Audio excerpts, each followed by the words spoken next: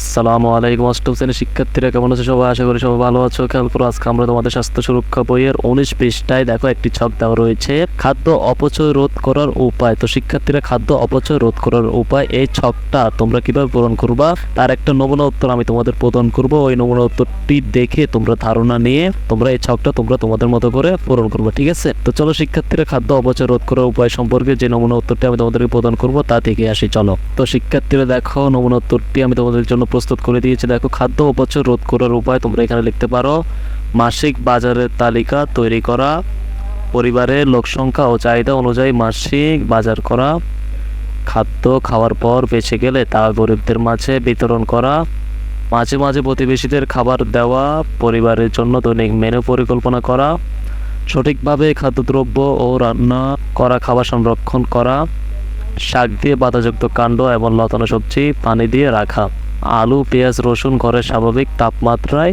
রাখা। ঠিক আছে? তো শিক্ষার্থীরা, তোমরা এই নমুনা উত্তরটি দেখে ধারণা নিয়ে তোমরা নিজেদের মতো করে ছকটা পূরণ করে ফেলবা, ঠিক আছে?